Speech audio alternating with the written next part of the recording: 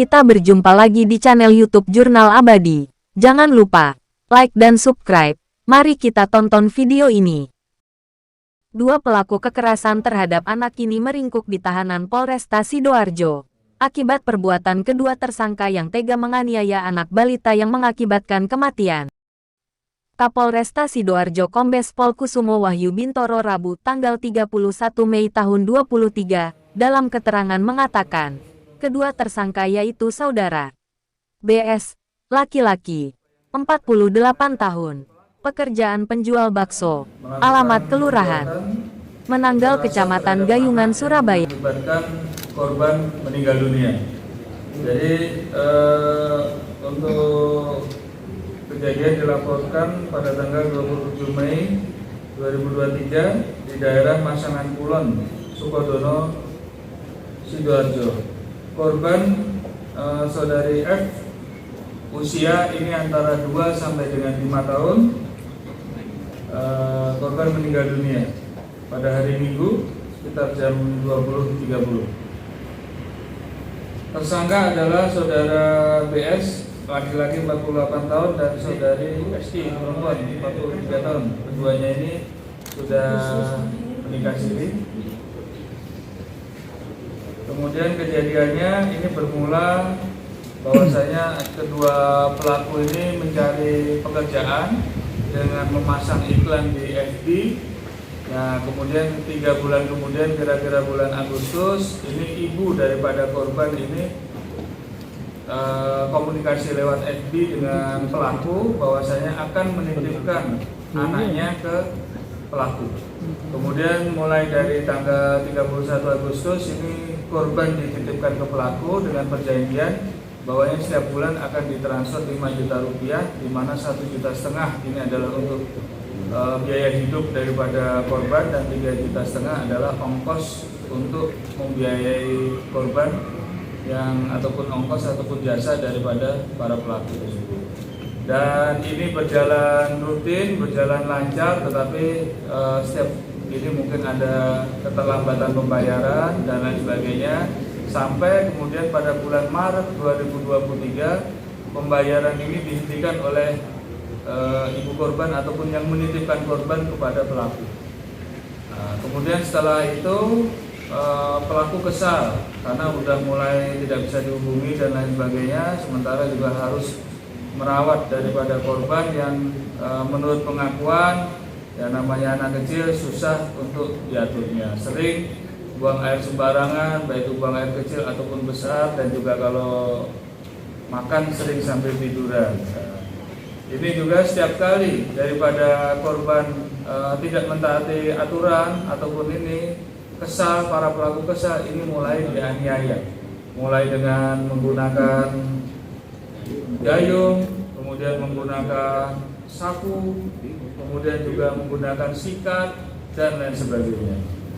Puncaknya adalah bahwasanya korban ini sering juga ditinggal karena mereka berdua bekerja, ditinggal di kamar mandi, mereka ditutup di dalam kamar mandi saja, sehingga korban sering kedinginan, kemudian kondisi fisiknya menjadi tidak bagus, termasuk juga korban sering jatuh menurut pengakuannya.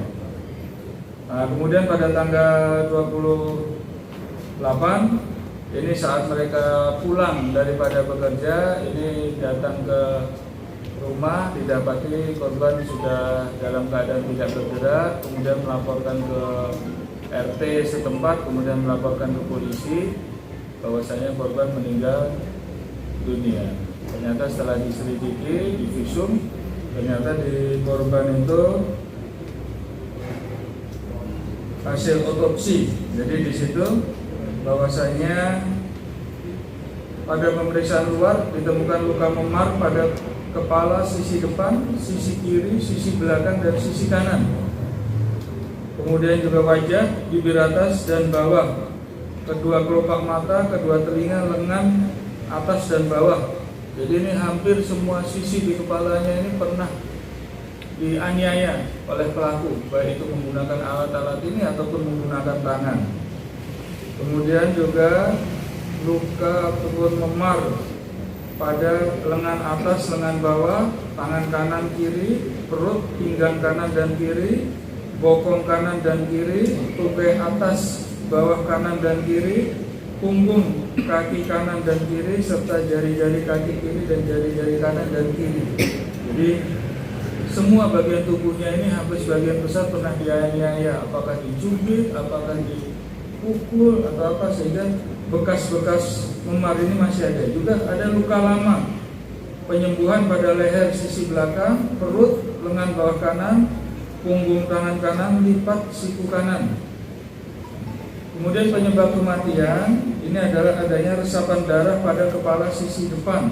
Jadi korban ada kemungkinan jatuh atau terkena pukulan di kepala depan.